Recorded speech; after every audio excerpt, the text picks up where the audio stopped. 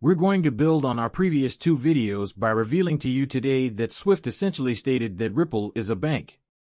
I will explain why in a moment, but first, I will go over some extremely astounding details about Ripple and SWIFT and their history. Additionally, I will show you some video footage from 2019 that I know you will find fascinating. Even yet, they were aware that things could turn heated, so please pay attention to how this began. Anticipating this panel, they realized that this approach would not end well. This will be an extremely fascinating conversation and argument. It's wonderful to have you both here, and we've encouraged a lively, courteous discussion with your excellent lineup.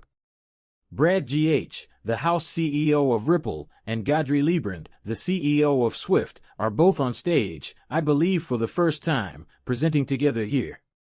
SWIFT did really kick Ripple out. Begins by stating, let's be respectful. I'll show you in a moment. Do you know what took place?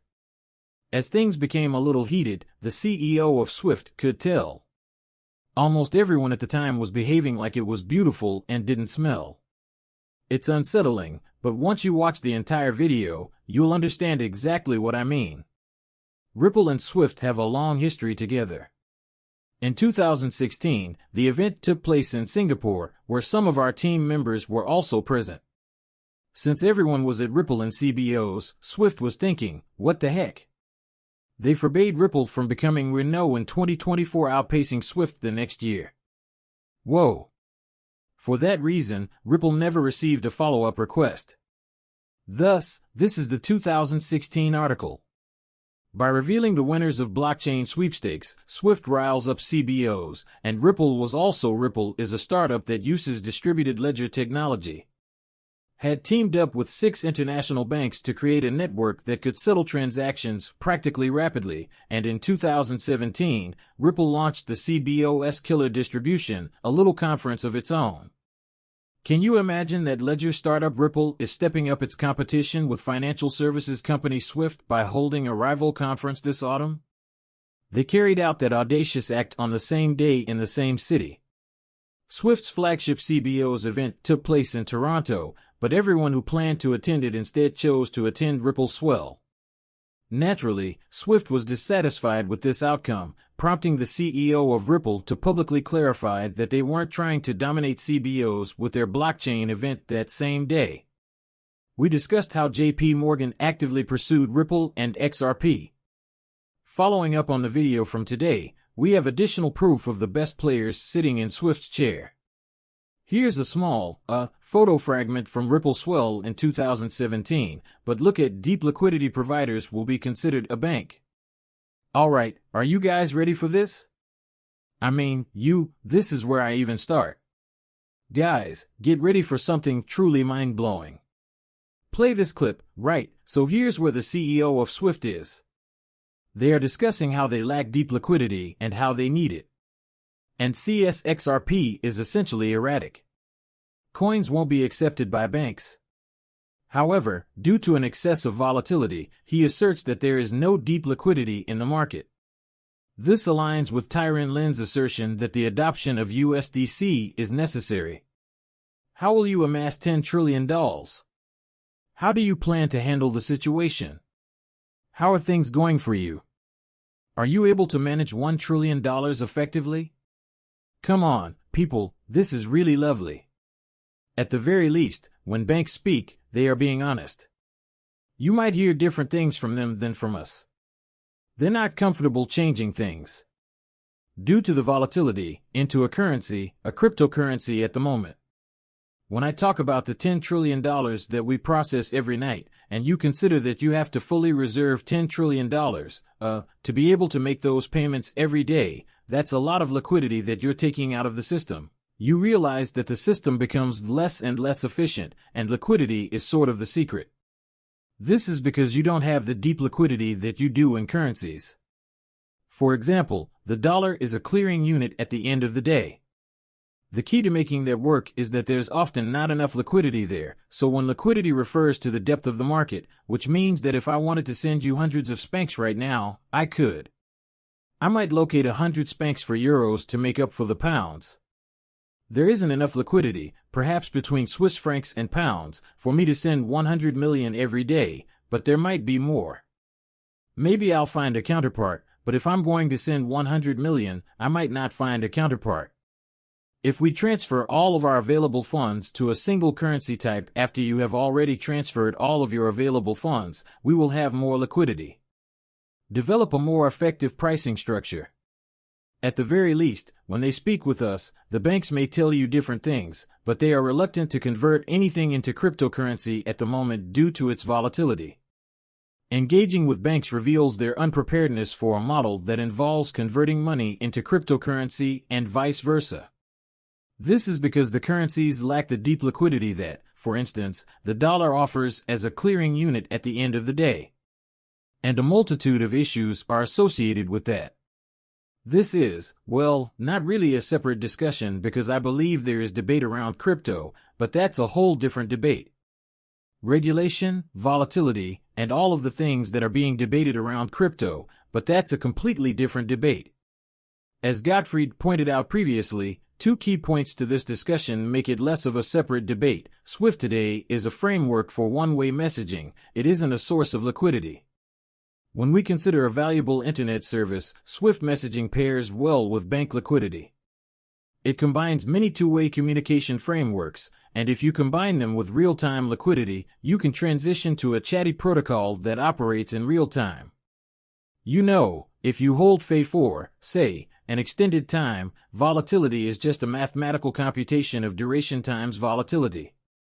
Nowadays, the average SWIFT transaction lasts 2 days or roughly 180,000 seconds. In contrast, an XRP transaction lasts 3 seconds. This means that mathematically speaking, there is less volatility when comparing a high volatility asset to a short period or a low volatility asset to a long duration fiat. There is currently less risk in an XRP transaction than in a fiat transaction. JP SWIFT was run by JP Morgan executives. Get up, people. Morgan is now using the dollar as a clearing unit. Therefore, once Ripple is the company offering the most liquidity, it will need to register as a bank, as both banks and Ripple give lines of credit. I referred to will get into more, but for the time being, PSPs and banks are at risk from Ripple. This is why JP Morgan and SWIFTs have a substantial stake in Ripple. You guys are prepared for this, you're going to be shocked by it. Examine the former chairman of JP Morgan and SWIFT Citibank.